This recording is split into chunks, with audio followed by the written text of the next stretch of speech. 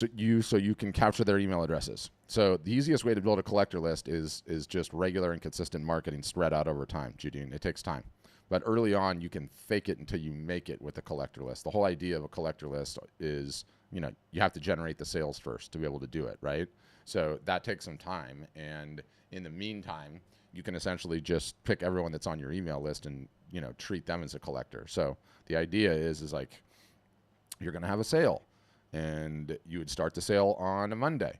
Well, a couple of days before that, you email your collectors, who can really just be your email list, and say, hey, I'm having a sale, but because you are a loyal email list subscriber, I'm going to let you see it before anyone else. And you let them see it. So you're treating them like VIPs.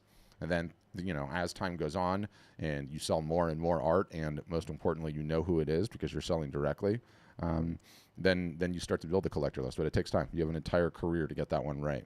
So you have to just start in on it. And in terms of capturing email addresses, we teach you a whole bunch of different ways to do it. There's offline ways to do it, and there's online ways to do it.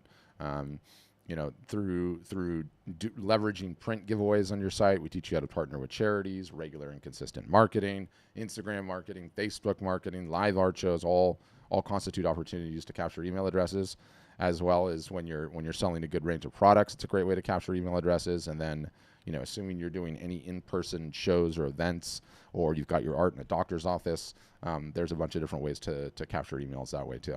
But we stay focused on that all year long. The size of your email list is one of the good indicators of, what your potential is to sell. You need to be doing it at all times, working on it, building it, and it's an important part of the game. So that's how I'd answer that, Julian. And I'll unmute you. I don't know if you have a follow-up to that or not. Let me find you. You just have to hit the mic icon in the bottom left if you want to ask a follow-up to that. All right, you said thank you. I think you're good. Okay. Who else, guys? Questions? Or should we go right into the down economic times playbook, which we can do both? Katie's like, yeah, down economic times status. It's really funny, like depending on like what your perspective is and like what your news sources are and like what your life is. I woke up this morning and I was like, oh my God, the entire world's melting down. And then I've got multiple people on my team that are like, no, not for them. Nothing's changed. Nothing's changed. It's all good, right? So, you would imagine it all just sort of comes down to what your perspective is. Mary's asking me, do business cards and pamphlets with my work help to sell art? They can, but it's not going to be a holy grail, Mary. It comes down to doing regular and consistent marketing. If you're doing regular and consistent marketing, then yes, the business cards and pamphlets can help more. But are business cards and pamphlets alone gonna take your business to the next level? No, they're not. They're absolutely not. So I can talk briefly, and you guys can contemplate whether or not you have further questions.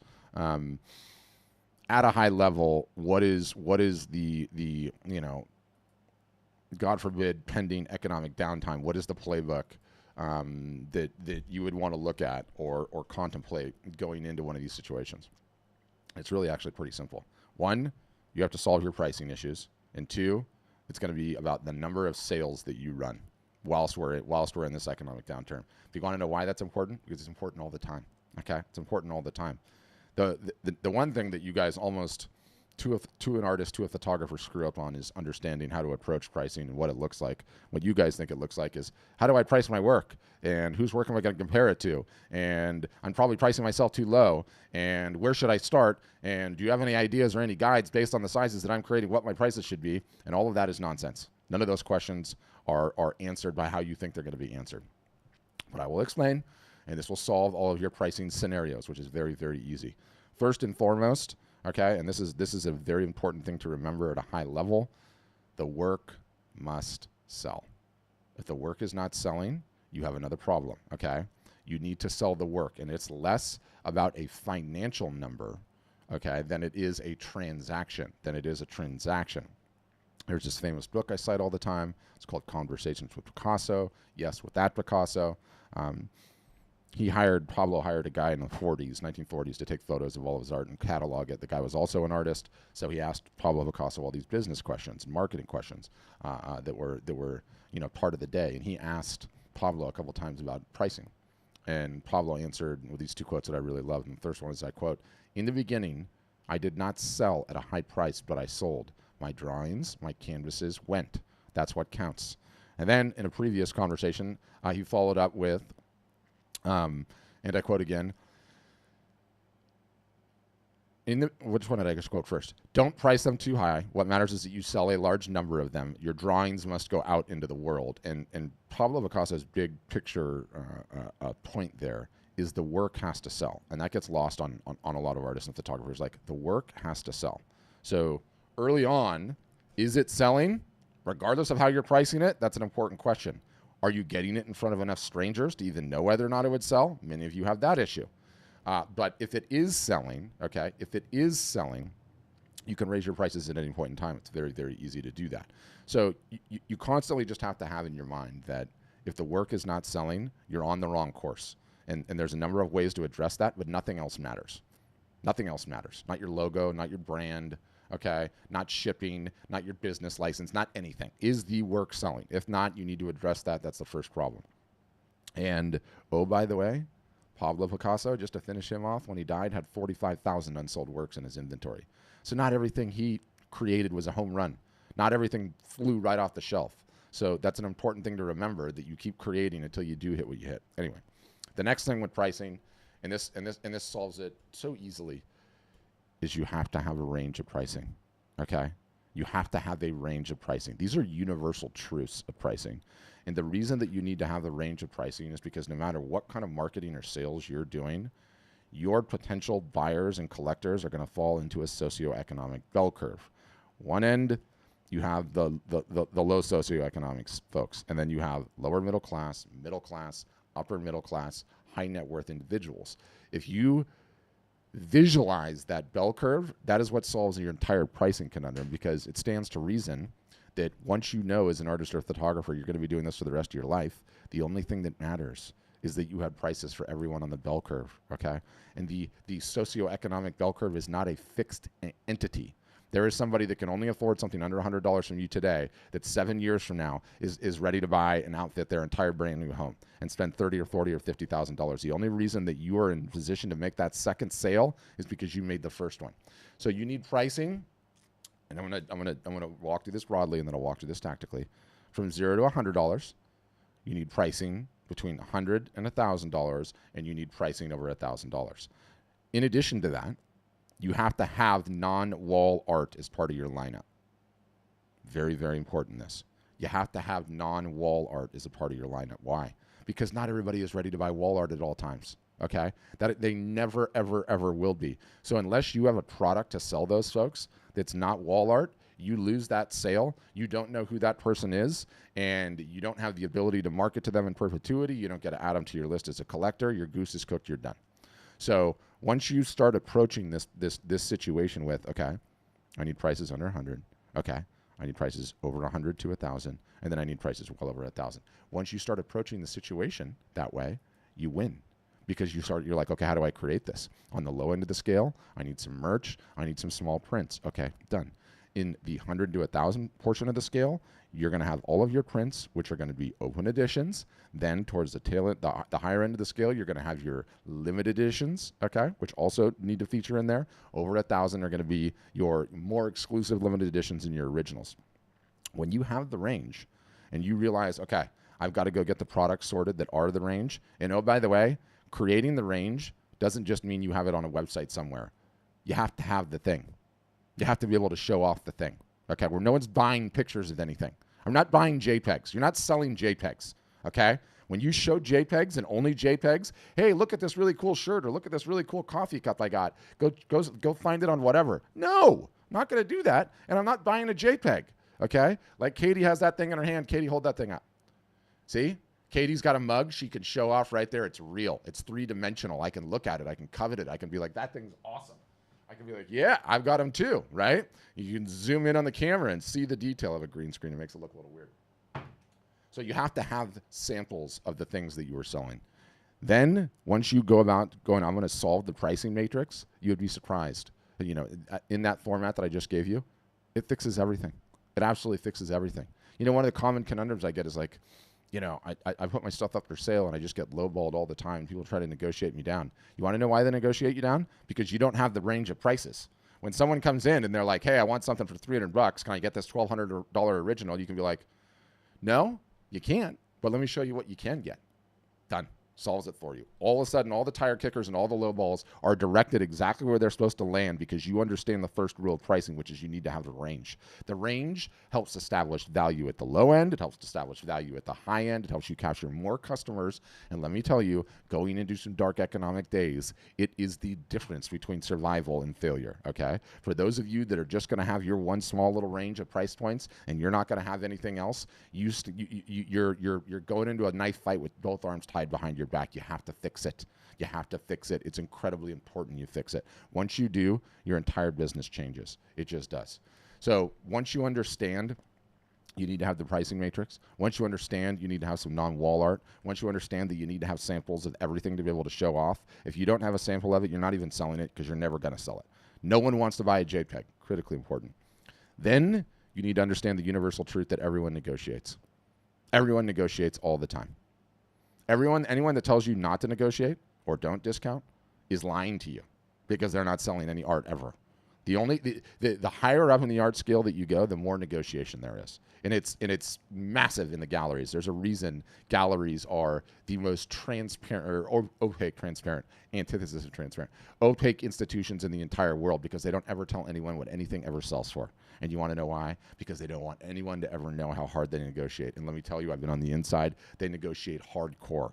It's way worse than anything that you guys even contemplating discounting with your 5, 10, 15, 20% off sales, and it's not even close. And gallery people are shameless, okay? They will do whatever it takes to get the sale.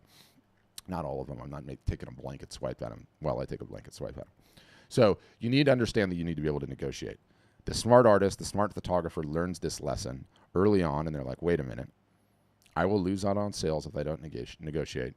So how am I going to negotiate? How am I going to plan for this? How can I use it to my advantage? And you use it to your advantage with markups. Anything that you order from the small-ended prints to the limited edition prints, at a minimum, you have to mark up 250%. So if you pay the printer $100 for the thing, you charge $350 for the thing. That is a 250% markup. Then when somebody comes in and they're like, I really like this, Patrick, I'd buy it. Would you be willing to take $300? Then you learn the second rule of negotiation. Everybody negotiates. You can totally negotiate. Just don't ever come down on price without getting something in return. It's fundamental. It's profound. Do not ever negotiate down on price without getting something else in return. You can be very creative about what the something else is, right? So let's say Damon there, I see that piece on the wall and it says hose. Does it say hose? Damon, I don't know what it says. It looks like it says. Anyway, let's just say you're not unmuted, so I can't hear you. Let me just finish my rant. But if I come into David and David's like, he's selling that thing for $350, and I go, I'll give you, Damon, I like it, but I'm not giving you $350 for it. I'll give you $300. Damon could either A, instantaneously say, okay, I'm willing to drop the price. Give me the cash, Patrick. I'll take it. And then I'd be like, no. I'd be like, now I see blood in the water. Damon just went down for nothing. Now I'm going to give him $275 or $250, or I'm going to walk away because I don't feel like I fulfilled the contract that is negotiation for psychology. Instead, what Damon was going to say is, he go, tell you what, Patrick, I don't really negotiate on my pieces, but my significant other is getting a little bit tired about how much art we have in the apartment. So if you take the piece today, by which I mean you pay for it and take it off the wall and leave today, I'll give it to you for $300. Just by getting slightly creative there, what Damon made me acquiesce to was the fact that I was willing to take it today. Of course I was willing to take it today. When the hell else was I going to take it? But by getting me to agree to something in the balance, I didn't just drop willy-nilly. I dropped and I got something in return. Okay, there's a number of creative ways that you can do this, and you just insert whatever you want. So the smart artist understands the pricing, non-wall art, has samples of everything, understands negotiation, so does an appropriate markup. And then there's only one other thing to weather the bad economic times, the number of sales that you run per year. You need to be on sale all the time. All the major holidays, okay? Mother's Day, Father's Day, Prime Day, huge art selling time. Black Friday, Cyber Monday, Christmas, Earth Day if you're a landscape photographer, whatever specific holidays exist for you. And let me tell you, in all cases, human beings need incentive plus scarcity to take action. That's what a sale is. The incentive, 5% off, 10% off, 15% off. Scarcity, deal ends today, deal ends Friday, deal ends midnight Sunday. You don't have those two things. When I come by your operation, I'm gone. I got distracted. Now I'm watching cat videos. I'm gone. I heard my kids in the other room. If you don't have those things to get people over the line, they will leave. This is not anything other than maths. It's a maths equation. And in this case, it's a psychological proof. Discount plus scarcity equals the incentive that human beings need to take action. It's just that simple. And so the artists and the photographers, assuming we do go into bad economic times and things don't turn around, the ones that are going to be successful are the ones that have their pricing locked down, that have their samples in hand, that have non-wall art as a part of their lineup, and that are running sales on a regular basis. And anyone that tells you, like, don't discount your art, don't run sales, is not selling any art, is utterly, totally, and completely full of it, okay, and doesn't know the rules of the game. And that's just how it goes. That's just how it goes. The only companies I'm aware of out of macro that don't discount is Louis Vuitton and Tiffany's. That's it. And now they're one company because one bought the other. Some people say Tesla, and there's some other like luxury brands, obviously, that do it, but contemplate the strength of those brands and ask yourself if your art and you are that sweet. Right? You wouldn't be on this damn Zoom call if you were. So you need to be able to discount. You need to be able to have sales because it is just mass. It's just an equation. If I get drawn into your ecosystem for whatever reason, you got a booth at a live art, you've got a booth in an in-person show, I caught you on Instagram, I hit your website, I signed up for your email list. If you don't have some sort of incentive for me to take action, I'm likely not taking action, and I'm especially not doing so in down economic times. So that's the formula. That's that simple. Very, very few artists or photographers will follow it, and as a result, you'll never see the type of ROI, return on investment, from your marketing that you would otherwise. That's it. That's it. It's just that simple. I have a question on Facebook. My current issue with pricing is doing the suggested method of doing free shipping. Absolutely do not do free shipping, Kat. Under no circumstances do you do free shipping. No one does free shipping. Art, wall art specifically, and shipping has not been, and I say this all the time, it's my own made-up word, Amazonified just yet. Meaning the expectation in art is not that things ship for free. No one has that expectation. Do not do anything to encourage that, because the last thing that we want is that to happen to this industry, right? No one wants that to happen. Do not ship for free. Your buyers do not expect anything to ship for free. If anything, you could throw it in to get a deal over the line here or there, but no free shipping. No free shipping. Absolutely not. And I got to leave a message to Tamar here. Might have to turn it on. Also, Tamar, go to YouTube, search art storefronts. That might do it. Someone's asking me for closed captions, and because this thing is streaming, you can get the closed captions on YouTube. Facebook has it too, but for some reason it's not turning on automatically. All right, Mitch is asking, does art storefronts take a commission? We have like a, sort of a weird structure, Mitch, on certain orders we do, on certain orders we don't, and the commission goes up or down depending on what plan you're on. So on some of them we do, yes, on some of them we don't. But if you're interested, what I would do is get a demo, because they'll walk you through all the ins and outs of all the various different pricing and what we do. That gives you the easiest idea of like how it all works. Judine's asking, what's the best channel, social channel for selling? Instagram. Instagram is the most important one. And I see that both in the data of all of my customers, all of the various different surveys that I ever see run. It's all about Instagram. Facebook is secondarily important, for sure. So I would say it goes Instagram, Facebook, and then it goes down the tray from there. You have your one-off artist or photographer here or there that might figure out, rare to how to make YouTube work, or how to make Twitter work, or how to make TikTok work. But for the most part, no. I barely see anyone that makes any of them work aside from Instagram primarily, Facebook secondarily. Those are the two ones where you need to be spending your time. Those are the ones where you need to be marketing. Instagram is a no-brainer, right? Because what is it at the end of the day? It's a giant visual search engine. What do you guys all create? Visual products, right? So Instagram is by far the most important, and all the polling that they do every single solitary year, and all the various different art market reports support that. My data supports that. So we're encouraging our customers to hit Instagram really, really hard. Instagram has an incredible opportunity right now with Reels too, which is like one of the most interesting advancements in social media that we've seen, certainly probably in the last 10 years, maybe even 15, which is just absolutely crazy. But we could talk about that. We talk about whatever else. But who's got questions? Questions, comments, you can throw them into the chat, or you can raise your hand. Again, if you look at the Zoom window on the bottom, if you click the little reactions button, the smiley face, and press the plus, that'll give you the ability to raise your hand, digitally speaking, and lets me know you have a question, and be happy to answer any questions that you might have. Martin, I got you. And Katie, I'll get you next. And if I didn't see you, I have to circle on some of the other pages. Well, we'll start with Martin, and then I'm going to get Katie. Go ahead, Martin. I don't have you yet, Martin. You have to you click the mic icon. It's in the bottom left-hand corner. Okay. Gotcha. For photography, how do you feel about signatures? The reason I ask is because I've been exhibiting in a local gallery. I used to put my signature very unobtrusively either in the bottom left-hand corner or the bottom right-hand corner. Gallery owner tells me that he feels that all the prints should not have signatures. What's your take on that? Yeah, so one, there's not a single solitary hard and fast rule that's going to make you or break you on this one. That's number one. Number two, I like giving folks choice personally. And so what do I mean by that? There are some people that are price sensitive and they don't give a damn about the signature. They could care less. They're like, you're going to give me a little bit cheaper price? I could care less about the signature. It's just not interesting to me. I don't even want to see it anyway. And then there are certain people that are like, I absolutely want to have that signature and I need to have that signature. And so what I instruct my customers to do is have A and B option, okay?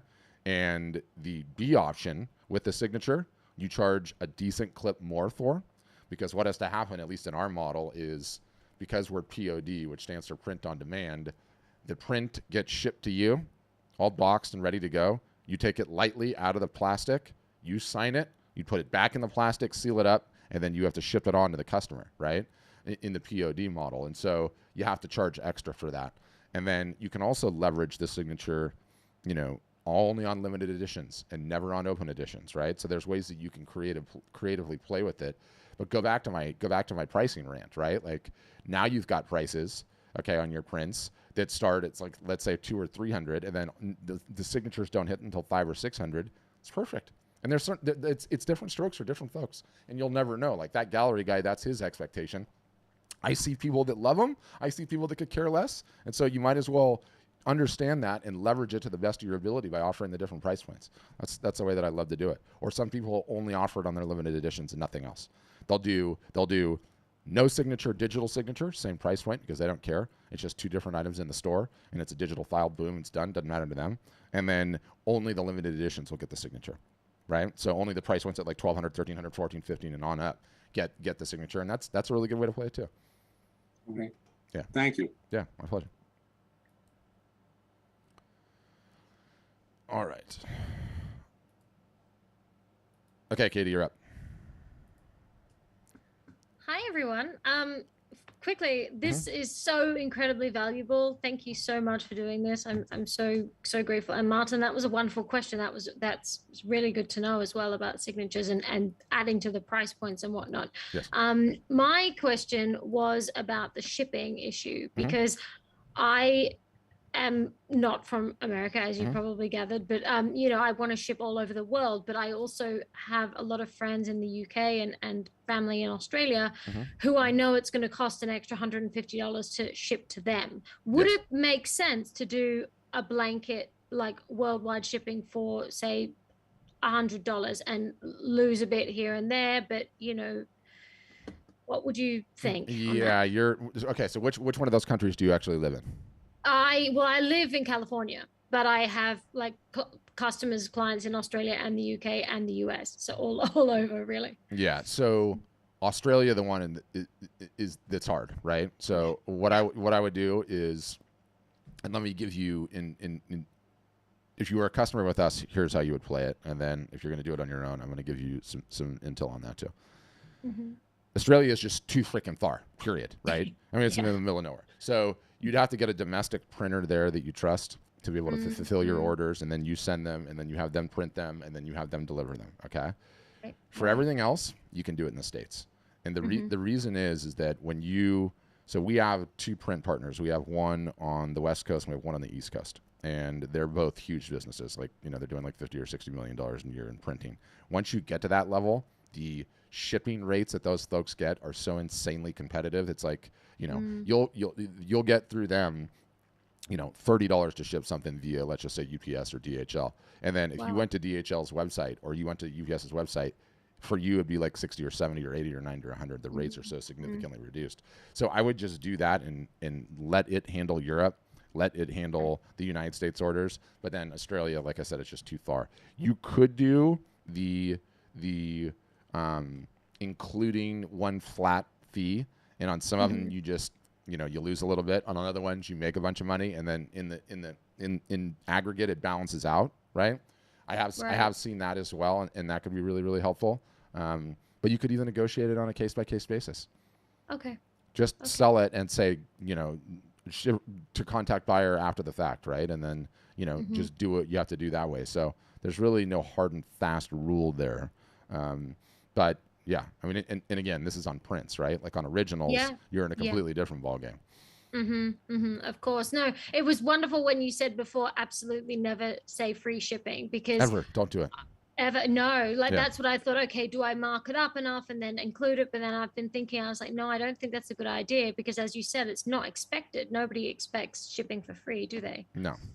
And any single solitary artist that offers it, that part of me is like, okay, good on you, because people love that, and that's fantastic. And then I also think, like, what are you doing to everyone? Stop it. Yeah, right? Absolutely.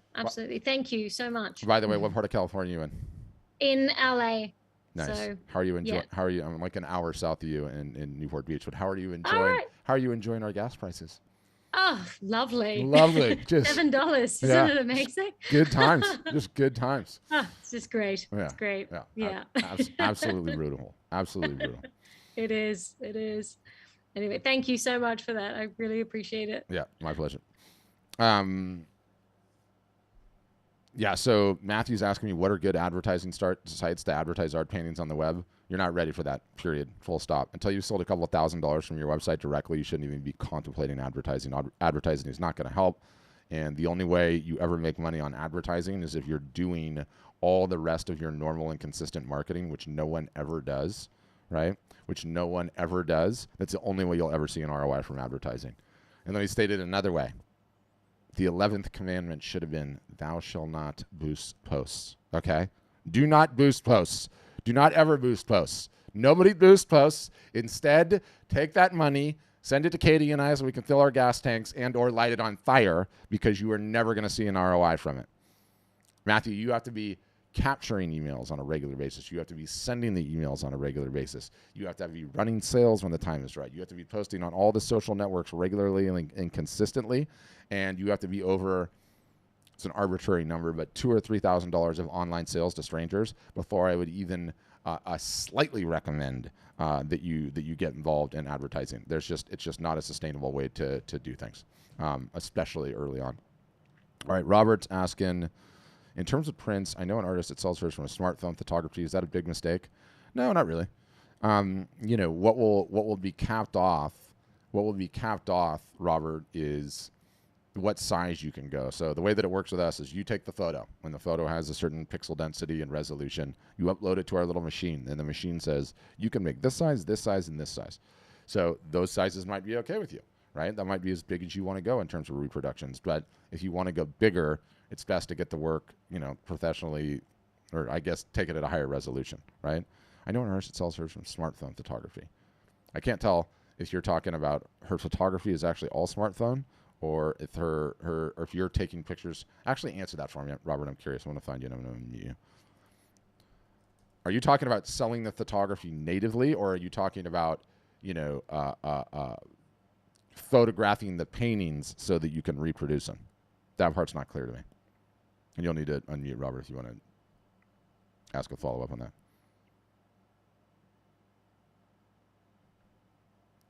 Are you there, Robert O'Neill? We'll see if you figure it out. If not, you're going to have to ask me a follow-up, because I don't know. I don't know what you're saying. I do. I'm sorry. Oh, I'm there it is. sorry. Yep, I got you. I'm in Whole Foods here in New York City. Nice. No, this is she takes photos of her artwork and sells them on artgalleries.com. I think is the Sure. the platform. And she does keep them small. I don't think she keeps them. I don't think they go up farther than I think probably 8x12 is the biggest that she go. So I think, yeah, I mean, if she wants to go up to 16x20 or something like that, probably the pixels would be lost. Yes. Or that kind of thing. Yes. So I guess that is the bottom line. So you have to keep the size down. Yeah, and like, look, because I know you live in New York, like, I live in California. This is the biggest no-brainer thing to solve in 2 seconds. You go onto Craigslist. You put an ad on Craigslist saying, I am looking for a photographer that has experience shooting art, that can come to my place, set up in the garage or wherever, and shoot all of my art. Please only respond to this ad if you have experience lighting and shooting artwork. And then you know what you do? You do not look at your email inbox for at least 24 hours.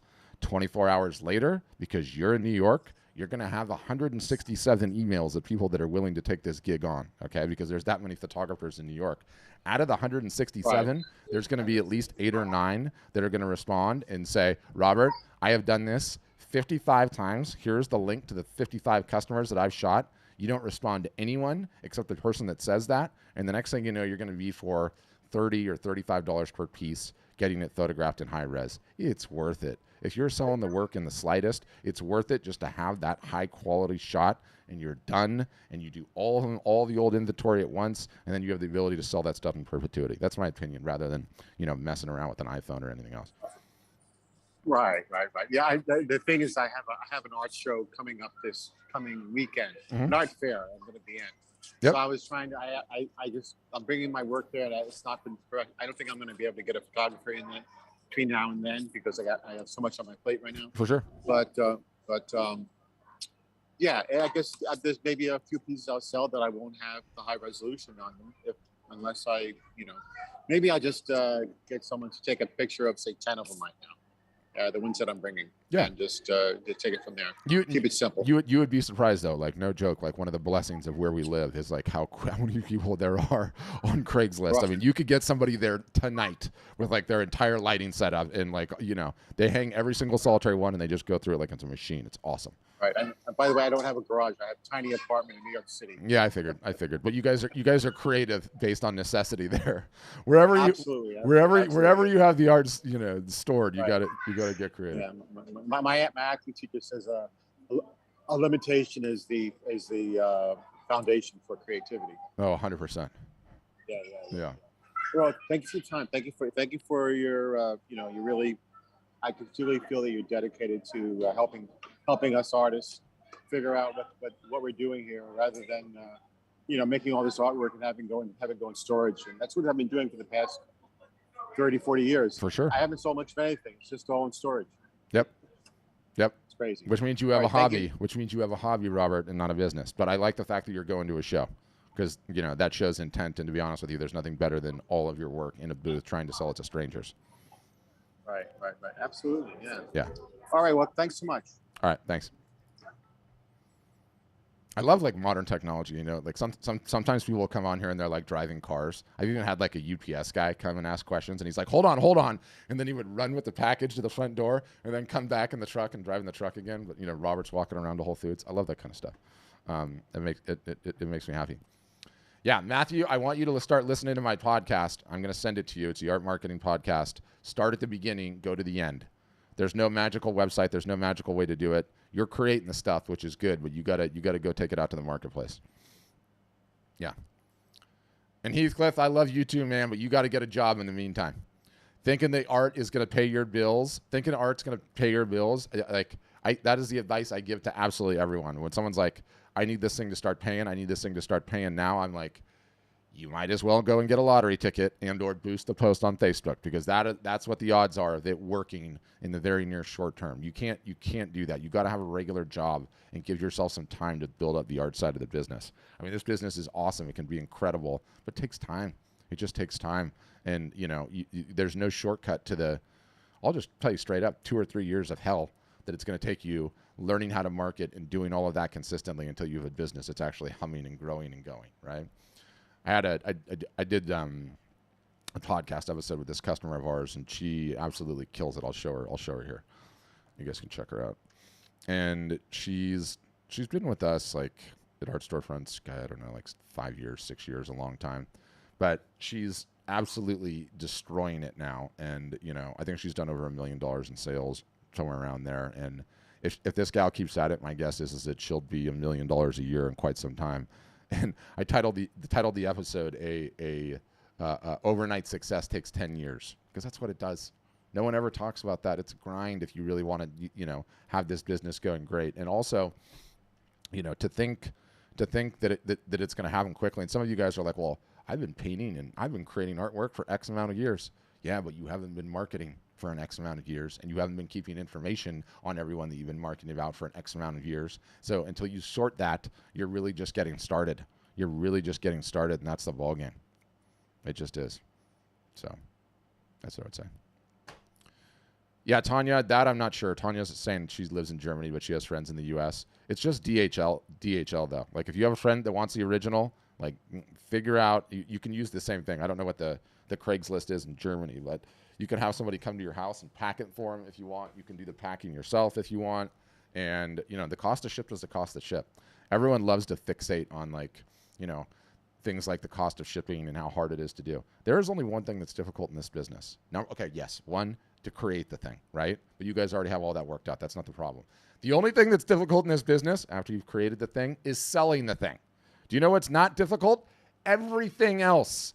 Shipping, how to get it to somebody, all easy. All so easy. So that's what I would say. And yeah, I said I would share with you guys the podcast. Hold on. I'm going to get my fancy little link tree in here. And to find it, all you have to do is just Google the Art Marketing Podcast. It's on every single solitary place. There's a ton of really, really good intel in there, and you can just binge listen to it, multitask. Who's my multitasker? Bree. Multitask like Bree. She's on it today. I mean, hey, yeah. She's no. I'm not dissing you. I love it. But that's a great way to go through. It's a great way to go through the podcast too. All right, it's in there. There's a link tree. You can find it.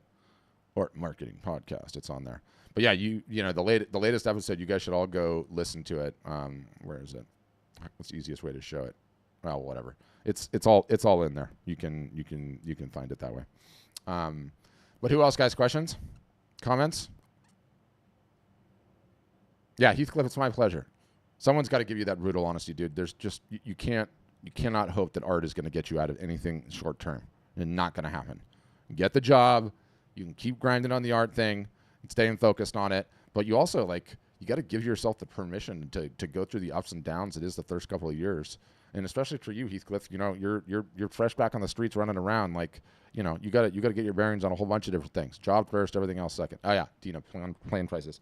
The easiest way to understand what we do is, everyone thinks that we're just a website company. Oh, so I sign up with these guys to get a website. Yeah, you do. You actually get the best website that exists. And do you know what good that's going to do in isolation? Absolutely nothing. Because none of you have a website problem. You all have a marketing and business problem. And until you fix the marketing and business problem, no one's going to come to your fancy website anyway. So what we are as a business is we're part website technology solution, yes. And then the bigger part is we're a postgraduate university that teaches art and photography, business, and marketing and doesn't ever stop. That's what we do. Because that's why you all need to be successful. And that's what differentiates us from everyone else. So in terms of how we charge a monthly fee like any website company. And then we charge a one-time fee to get into the university. And plans start at $9.99 down and $49 a month. And there's a couple that are higher that have bells and whistles. But on the even basic plans, you get all the marketing. And for some people, they're like, oh, man, that sounds really, really expensive. I don't know what the alternative is. Until you fix the marketing problem and you start working on your marketing, you start doing it consistently, and until you have a support structure that's going to help you get there, I don't know how your business grows. You can't upload your work to marketplaces and think you're going to have a business. No one does that. The gallery model for artists does not work, okay? The gallery model works. It works in the same capacity that all of us went to school as kids Do you remember anyone from school that became a professional athlete? Some people can say yes. Some people can say no. Either way, that's the odds of building a successful business as an artist trying to sell exclusively through a gallery model. I wouldn't bet my life on that one. I wouldn't bet my hobby on that one, my passion on that one. So you have to sell direct. You have to do everything that I talked about in the pyramid, and you have to market on your own because no one else is going to do it. There's no magical ads. There's no magical website. There's no magical email list. There's no list of high net worth individuals and collectors. If you just had that, you'd have a successful business. All of that is bullshit. And it always has been bullshit. And you guys have been sold a bill of good, many of you for the majority of your lives, that somehow all of that exists. I'm sorry, it doesn't. If I pulled 999, if I pulled 1,000 artists, 999 artists and photographers out of the 1,000 would be like, I just want the plan where I just create and somebody else goes and does all the work and I get paid and make wonderful money. That is a fairy tale. Does not exist. And I know it's like harsh advice to give that out, but until you fix the marketing problem, and don't take it cynically, like you need to do it through us, right? Like we're the only solution out here. We're not. But until you fix the marketing problem, you don't stand a chance. It's just so hard. It is so, so hard. And once you do, and once you start doing it consistently, i.e. not treating your marketing like New Year's resolution, January, signed up for the new gym, going 3 days a week, March rolls around and you haven't been once. That's how artists and photographers treat their marketing. Year after year, rinse and repeat, rinse and repeat, rinse and repeat. Business doesn't go anywhere. It's not what we want to see, not what we advocate, not what we recommend. So if your mind is thinking that there's some other shortcut or some other way to pull it off, have at it. Because I've been doing this for a long time now, and we have a large number of customers, and I've seen the ones that have been successful and the ones that have not. And I just don't know of any way, aside from the direct sales model, where you're working on your marketing consistently year after year after year, that the business continues growing. That the business continues growing year after year after year. So I'd say. But okay, did we cover it? All right, Damon, I got you. Hold on. Go ahead, Damon. I don't have you yet. Hit the mute again, Damon. I'll let you know when you get it. It's a little bit harder for sure on the phone. You'll find it though. Mic icon's got to be down there somewhere.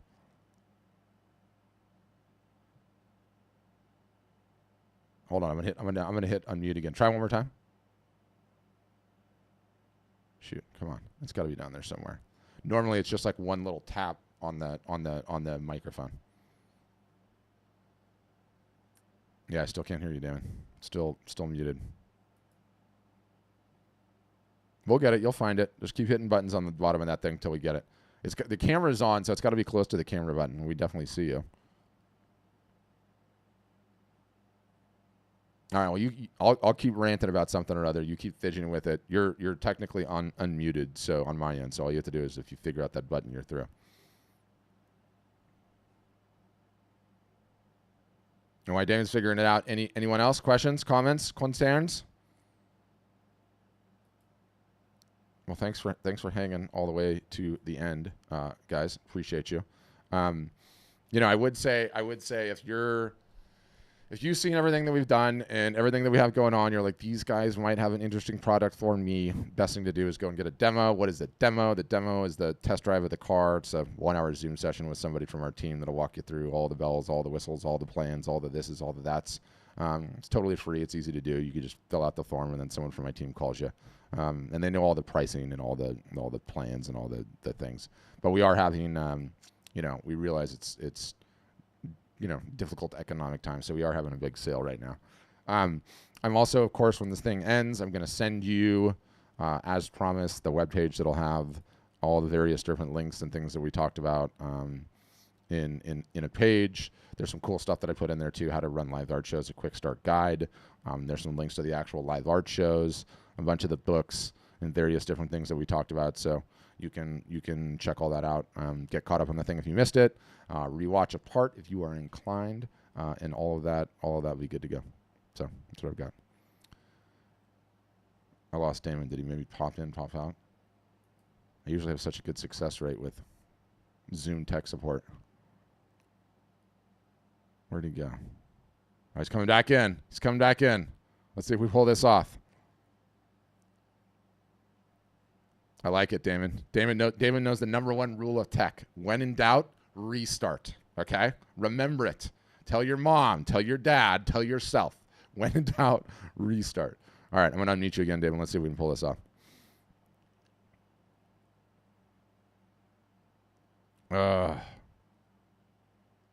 Normally the phones are the easiest ones to do. It's just boom, hit that mic icon, and off you go.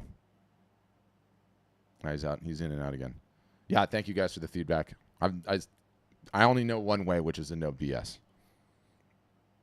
I specialize in the no BS. I'm also equal parts, according to my wife, full of it too. So there's that. Both sides of the equation. Ah, Damon, lame, man. You even went in and out. That 90% of the time, that totally fixes it. You might just have to throw your question in the chat.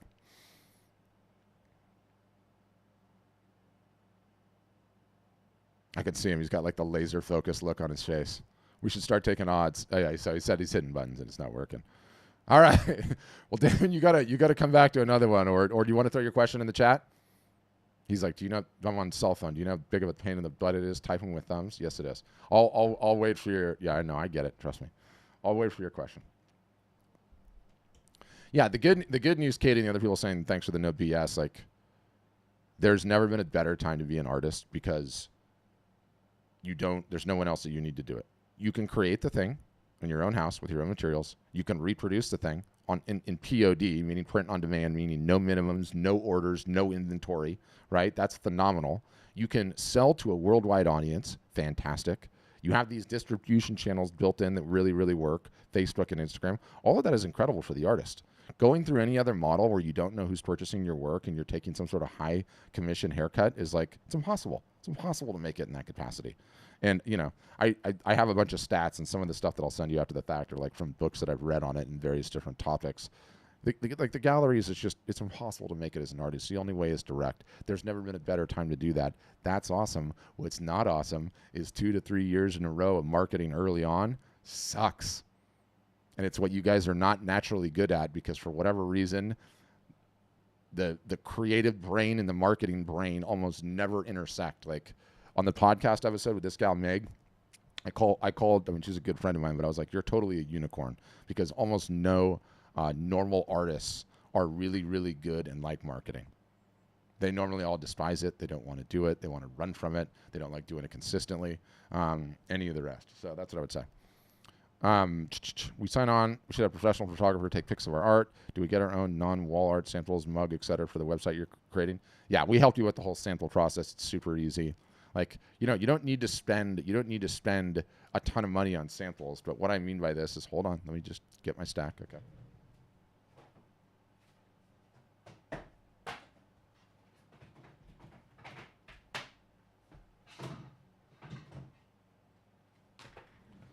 Like this little stack of samples, okay, would cost me like $120, right? And I'm missing one of them because my children are tyrants and they hide things. But you need to be able to hold up acrylic, right? And explain to me what acrylic is and why is acrylic awesome and why might I be interested in acrylic and what are the benefits of acrylic? Because let me tell you, your customers don't have any damn idea. They have zero idea. They are expecting you to be the subject matter expert here, right? So you got to be able to show that off. You got to be able to show off what a paper print looks like, and right, like what all the dimensions are on that. Canvas, like canvas is awesome, right? And the other thing too is like, you know, no one is selling JPEGs. If I come to your social media feed and it's JPEG after JPEG after JPEG after JPEG after JPEG, I'm leaving. Because all day long on every social media site, all I see is JPEGs. I'm dead to them. It could be the greatest work by the greatest photographer in the history of mankind, but no one cares because all we do is see JPEGs all day. When I see your smiling face holding the thing, or when I see it on the wall behind you, right? Or I see you hanging it in a customer's house, all of a sudden it has teeth. All of a sudden it's something that I can covet, that I can want, that I can desire. So, okay, so it says lose hope. Boy, I thought it said hose. I really blew it on that one. Hey, it's a small photo though, Damon. You're small to see. Yeah, Heathcliff's like Heathcliff didn't get it either. Heathcliff's laughing over here on the thing. So yeah. All right, I talked myself into circles and I got to go walk the dog. Never lose hope. It says awesome. But yeah, we can help you, Damon. You should go get a demo. Check it out. See what we can do. Heathcliff, you need to get a job immediately. 9 to 5. Do the art hustle on the side till you get things up and running. That's the ballgame. But thank you guys all for hanging on for as long as you did. Totally appreciate you. Great rest of your days. And we'll end it with Damon's piece. Never lose hope. Never lose hope. Nice way to end it. Good on you, Damon.